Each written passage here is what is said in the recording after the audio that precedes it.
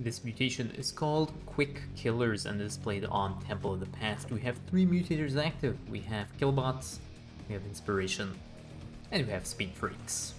So another dry spell this week. I have not really received any submissions or meme builds from any of the players, so I do encourage people to submit your weekly mutation replays, but we are going to be doing a commander that pretty much hard counters this mutation, Zagara, Apex Predator. Let's have a look at the mastery. Zagara Energy Regeneration, and we also have the Zagara Zergling Evasion Mastery, and then the Baneling Damage Mastery here. And remember that they are using the Apex Predator Prestige. So let us talk about this mutation a little bit. So Killbots are going to be kind of annoying. They will be giving out the inspiration buff to the units around them, and they will also be moving very fast due to the Speed Freaks mutator. But remember that this is Temple of the Past, so very easy mission to all clear. I think this one probably has the highest and the fastest all clear stats in co-op. I would be this would be a very confident. I'd say this with like a fairly high level of confidence in the co-op community. Like, you know, people do like to clear this mission. And it's also very easy. Not a lot of like defensive structures.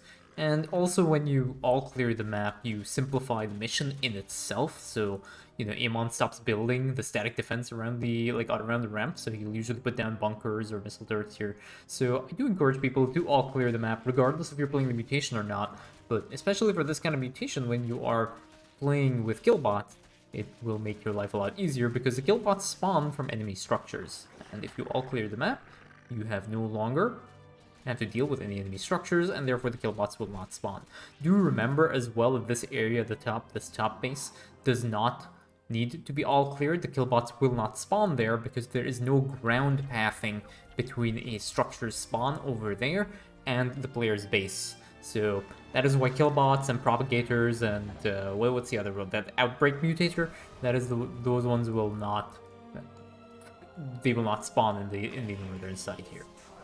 So we're dealing with a Protoss composition that will be dealt with very, very quickly. Killbot moving at the speed of light, but this will be picked up as well. And very nice use here, using the Baneling spawns to deal with this as well. So Zagara is out and ready to go, and now Zagara will deep tunnel instantly across and start to clear these enemy structures. And this is actually one of the reasons why Zagara is a great commander. Unfortunately, they use their Baneling Barrage over there, so there'll be a little bit in cooldown, but that'll be cleared out very, very quickly. But this is actually one of the reasons why Apex Predator Zagara is really a great commander for this mutation. You can just deep tunnel across, you do not require vision, and Zagara is, in general, just a very powerful hero unit, and that should be... She'll be able to clear this as well. So, very good usage here of the abilities. Remember, Zagara does use her ability. You have to be using her abilities as well. Like, I know a lot of people playing Zagara, you know, they like to use the auto attack, but use your abilities. The Baneling Barrage especially, like, is such a powerful ability, especially when you have a lot of structures over here. Now, unfortunately, Zagara is going to get aggroed by one of these Killbots. It's a little bit of an unfortunate spawn here of these Killbots, but Zagara is just not caring. This Killbot will eventually, you know, eventually die, but I think Zagara will have to spawn another set of Hunter Killers here. But this Killbot's sitting at around 4 out of the 5 kills. He's going to be harassing Zagara just a little bit, and now he's going to be going for the Hunter Killer here. So, what do I want to do? There was something else I wanted to talk about this mutation. I just completely slipped my mind. But there was something else I wanted to mention. It'll come back to me eventually. Yes, Zagara and the Killbots. So, Zagara, if you are playing Zagara and you choose... There are 2 ways to feed Killbots when you're playing Zerg commanders. So, if you're playing a commander like Kerrigan, you can do the standard feed, which is like feeding the Killbots with Zerglings. But you can also do evolution chambers. So evolution chambers, you can just build them all over the place, and when the Killbot kills the evolution chamber, it'll get 1 kill. But when the evolution chamber dies, it'll, you know, spawn those broodlings, and each of those broodlings can also count as 1 kill for the Killbot. So you can utilize that to your advantage. So you can feed Killbots with evolution chambers if you see fit. Now, the other thing to note also, if you are choosing to feed the Killbots with Zerglings, this is something else I mentioned on the Weekly Mutation Shorts video, is if you're going to feed them with Zerglings, these earlier Killbots here, and remember that these are not actually Killbots, these are, what are these things called? I think they're called murder bots.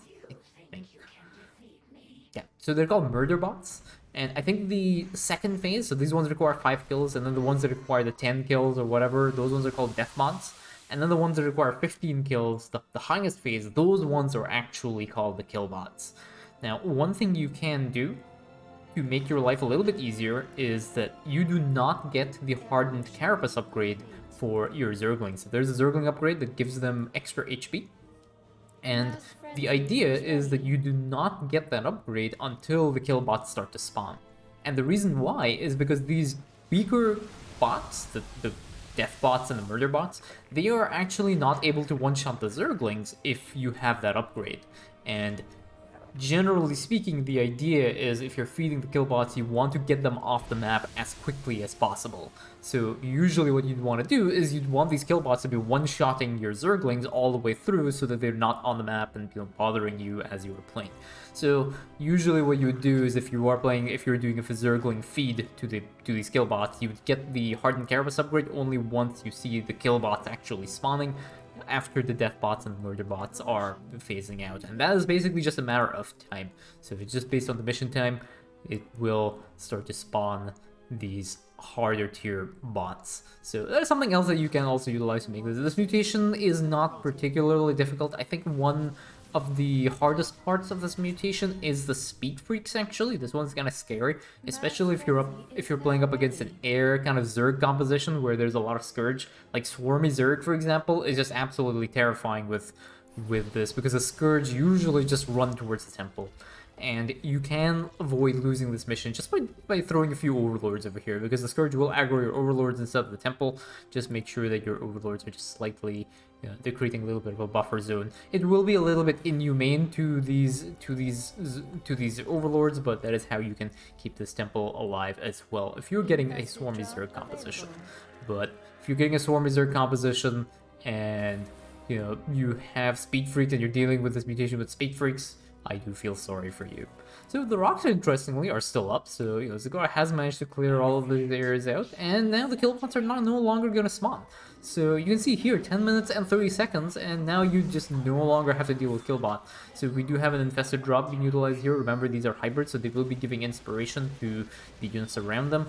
Over here, there is a few more units here, and I think Zagara needs to just move away a little bit. Some Stalker just attacking the temple a little bit, and now Zagara going to be clearing out the rest of these enemy forces in this wave, and just instantly makes this mission so much easier just by removing these killbots. Killbots are really, really annoying, and just all clearing this mission out just makes life a lot easier. So yeah, so far now he only has to deal with the inspiration and the Speed Freaks Mutator, which is a lot more easier to handle as well. So I think this might be also a good exercise for newer players in all clearing this mission and learning the little rush that a lot of players do get familiar with as they gain experience playing Temple of the Past. It's that rush to clear the enemy map, all clearing this map, and it's just a really good habit to have. So a good mutator to try this on as well. It's good incentive for that. Overall, now this game is just gonna happen very, very normally. There's nothing really special that is expected to occur here. And notice again, as I said earlier, the killbots will not spawn from the northern side, so you don't even have to bother clearing that out. So you're not gonna get these killbots being loaded into Overlords and being dropped in your base, but that would be kind of funny. Blizzard, please implement something like this. But yeah, so another attack work here gets completely obliterated by Zagara, now having some Overseers as well. The bonus objective is not cleared out yet, I think. So usually what you can do with the bonus objectives here, you can just send Zagara to solo the bonus objective. That is another option as well. And do we have a Scourge Nest for Zagara? No Scourge Nest yet for Zagara. And once these airdrops come in, it might be better to also have a few Scourge Nests, or at least one Scourge Nest ready, so that you can deal with... Oh, there is a Scourge Nest. Oh, it's over here. Never mind. There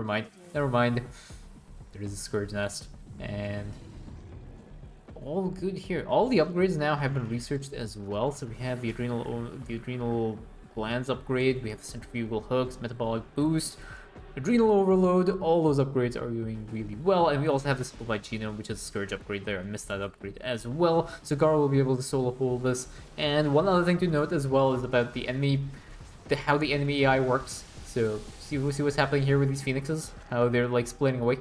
The reason why this is happening is because all the ground units are dead. So the way the attack waves work is that the air units are leashed to the ground units in the attack wave.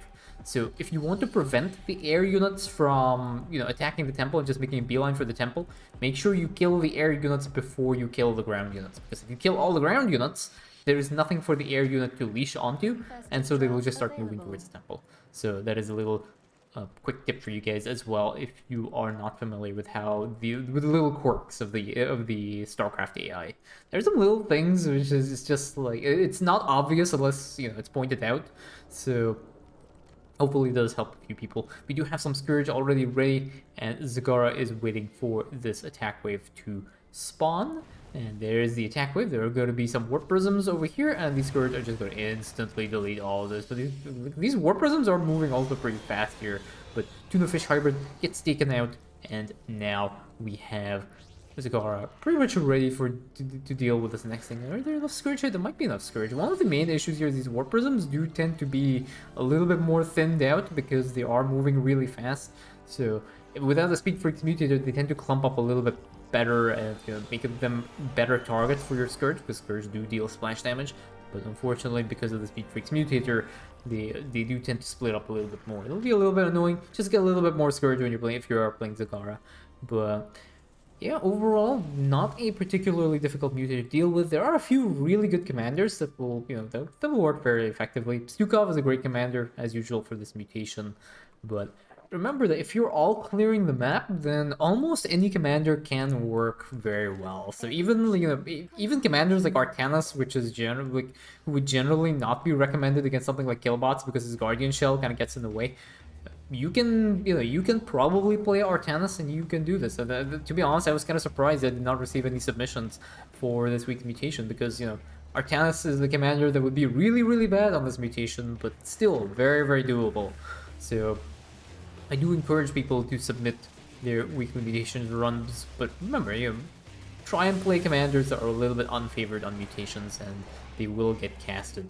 A few people have been voicing their concerns that I haven't been casting a lot of games except from a small subset of people, and primarily Tutu, and the reason why I cast his games is because he does these weird meme builds, or he plays unfavored commanders. So I do encourage people to push themselves a little bit when it comes to playing unfavored commanders. And the reason why I'm casting this is I just did not receive any other submissions for this mutation. So mutation submissions are open for people. So visit StarCraft2Co-op.com, your #1 source of StarCraft 2 Co-op information, and submit your weekly mutation today and get them casted.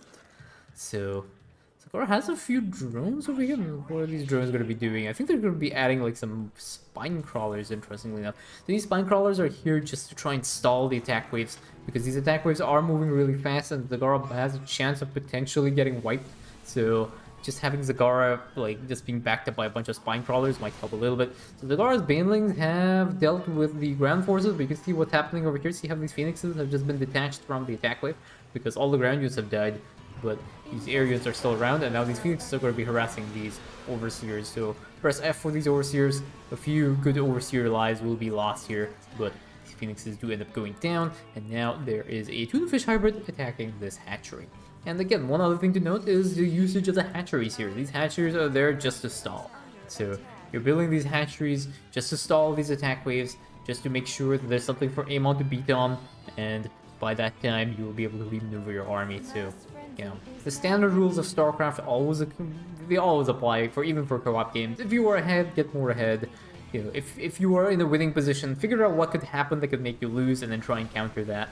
Because you have really nothing else to spend your resources on. You can see the resource utilization here is a very efficient use of the resources. Like Zagara not really floating a lot of minerals and gas. So all in all, really, really good. So we're gonna get the drop attack phase now of this mutation. So this is the first drop attack. There's another attack wave coming up over here, and you see how fast these things move. So Zagara is going to deep tunnel across, and she is going to try and deal with these phoenixes over here. And Medusa Spine's actually doing a lot of work as well. This is really important, the Medusa Blades. I keep mistaking this upgrade's name, but this is a really important upgrade for Zagara, especially when you're dealing with air comps where you kind of want to utilize their auto attack as well to help you deal with it. But Zagara has plenty of Scourge as well already, and she's already starting to spawn camp the next drop attack that'll be coming in just a little bit of time. fairly chill mutation here, and you just see the impact of just not having to deal with the killbots, because killbots are actually very, very annoying. So we're gonna get a double Void Thrasher spawn over here. We have a set of Zerglings over here. Unfortunately, just a premature leaving of Zagara of the base here, but I think this will be dealt with the aberrations and very, very effectively cleaned up. And so now these Zerglings are going to be moving, or they're going to be converted into a set of Banelings, and Zagara will be moving as well towards the next Void Thrasher spawn. So some Zerglings coming in here as well, just to draw a little bit of aggro of the Void Thrasher, or not. They are going to end up being cannon fodder for the army of stuff that will be spawning in just a little bit, or even the Banelings over here as well. So Zagara getting ready to spawn camp these attack waves here. So this Void Thrasher will go down very, very quickly, and now there is also an attack wave that's coming in on the middle lane. And this is probably the trickiest part of this mission. It's just making sure everything is ready. The Void Thrasher will spawn right now, and that Void Thrasher will not be aggroed by anything, but we have an Infested Drop that gets used to try and deal with this central attack wave, which has managed to clear this out. Banelings getting A-clicked onto this Void Thrasher. Void Thrasher at about 50% of its HP, or its initial vitality. Aberration is going to be slapping this northern Void Thrasher out, and this Void Thrasher will end up going down. There are 2 more attack waves to be spawned in this mission, and then there'll be one also massive central attack wave. So there are a few more attack waves left. So the girl will have to reinforce her army and get a few more of her units ready. So there are a few Zerglings over here, and the Zerglings with their evasion might help also a little bit, but this Void Thrasher will end up going down before it ends up casting its next ability, I believe. There we go, yeah. So that ends up going down. Over here, we have some aberrations, and they're going to be duking it down with these hybrids, and unfortunately, there's going to be another issue as well with these Phoenixes, because these hybrids are gone right now. These Phoenixes are just going to be chilling over here. They might end up, yeah, they're just going to go straight for the temple here, and you can see how it's a little bit annoying. Luckily, these Banelings are actually drawing a little bit of aggro of these Phoenixes. The Phoenixes will take out the Banelings if they see a chance to do so, and now these Phoenixes are going to start attacking this temple. Spore Crawler trying to stop this Phoenix. Spore Crawler will take a little bit of time to deal with that. Zagara is a little bit busy trying to get her army, and unfortunately there have been a lot of force fields here. And actually, this is one thing also, if you're playing Zagara, add a few aberrations when you're playing against this composition, because the aberrations are considered massive units. There you can see the massive tag, and it means that they are actually able to disrupt the sentry force fields that are actually the bane of your existence as Zagara. Get it? Bane? Banelings? But yeah, so that is something you can do as well, is just use the aberration to break those force fields, and that means that the sentries will just end up. And the other thing as well is, like, the sentry is not smart. Like, if the force field goes down, the sentry will recast the force field like almost underneath the aberration, and it'll lose the force field again. So the sentry's like energy just gets depleted very, very quickly when you're playing up with aberrations. So it's something you can utilize to your advantage. So there are a few disruptors here, and these Phoenixes are actually dealing a lot of damage. This was from the final attack wave of this mission. But this temple will be safe for the most part. So I need to try and start clearing these out. Okay, Hunter Killers are out now, so these Phoenixes will probably end up going down.